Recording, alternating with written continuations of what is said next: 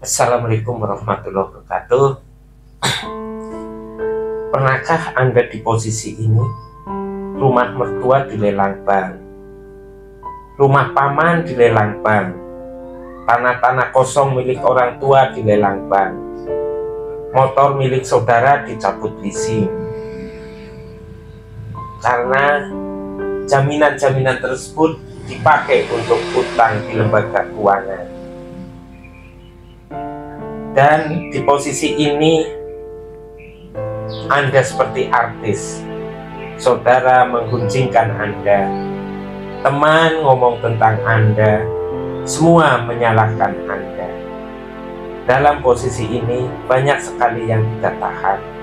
Dalam kondisi seperti ini, orang tua, terutama ibu kita, akan khawatir tentang kondisi ini. Beliau was-was, khawatir anaknya bunuh diri. Beliau khawatir anaknya minggat. Beliau khawatir anaknya nggak bisa makan. Itulah kasih seorang ibu. Alhamdulillah, dalam kondisi seperti ini, kondisi yang sangat berat, dalam kondisi hidup ini, support dari istri, dari suami, orang tua, saudara, teman, sangat-sangat berat di dalam hidup kita. Karena dengan support mereka lah kita merasa tidak sendiri. Kita ada teman, kita ada yang memperhatikan, dan itu sudah cukup untuk menguatkan kondisi mental kita. Dan hari ini atas izin Allah, saya dipertemukan orang yang pernah mengalami kondisi ini, sudah melewati kondisi ini dan bisa bangkit. Pada saat mengalami kondisi ini, usianya padahal masih 30 tahun, masih sangat muda. Tapi beliau mempunyai hutang lebih dari 1 miliar. Dengan jaminan-jaminan milik orang tua, milik paman, milik teman, milik saudara, yang sangat-sangat menambah keruwetan dalam hidup.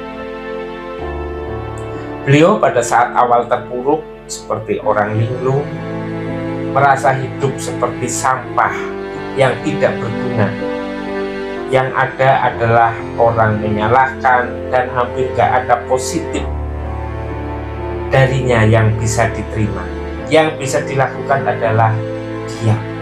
Karena dengan diam menerima keadaan, kita paling tidak sudah tidak menambah keruwetan lagi.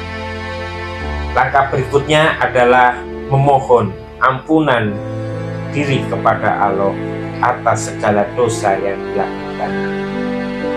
Banyak melakukan kegiatan yang semua ditujukan kepada keridhaan Allah.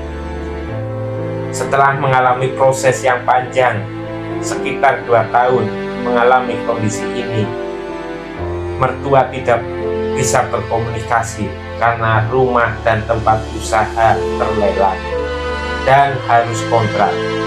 Saudara menyalahkan, dan dalam kondisi seperti ini yang bisa dilakukan adalah pasrah atas semua musibah yang dialami, pasrah terhadap kondisi ini, dan hanya mengharap keridhaan dari Allah, hanya mengharap pertolongan dari Allah, dan selalu berprasangka baik kepada Allah. Karena saya yakin bahwa Allah akan menolong min haitsu la yahtasib, dari arah yang tidak disangka-sangka. Dan Allah menghadirkan teman-teman lama beliau, teman kuliah beliau yang sudah lama tidak menghubunginya lagi, menawarkan kerjaan yang sesuai dengan hobinya. Dan alhamdulillah, teman-teman beliau menawarkan proyek yang durasinya sekitar 1 bulan, sehingga proyek itu selesai, beliau pulang lagi berkumpul dengan keluarga, sehingga waktu untuk kerjaan dan waktu untuk keluarga bisa maksimal semua. Dan Allah yang membolak-balikkan hati manusia. Orang tua yang dulunya sudah marah sekarang sudah berbaik kembali. Saudara yang dulunya benci, alhamdulillah sudah kembali. Banyak hikmah yang tidak dapat dari setiap ujian. Apapun kondisi hidup Anda saat ini, syukurilah. Karena segala sesuatu di dunia ini pasti akan berakhir. Pasti ada ujungnya. Kita hidup tidak akan mendapatkan kesenangan terus. Pasti akan berakhir. Dan kita hidup juga tidak akan susah terus.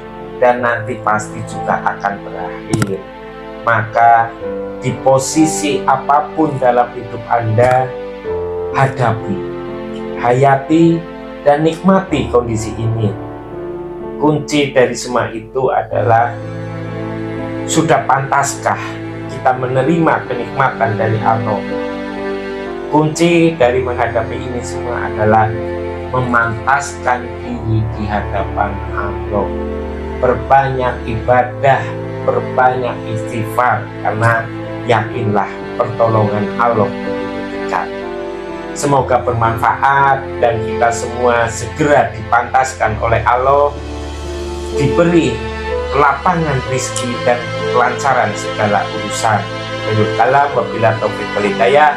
Wassalamualaikum warahmatullahi wabarakatuh.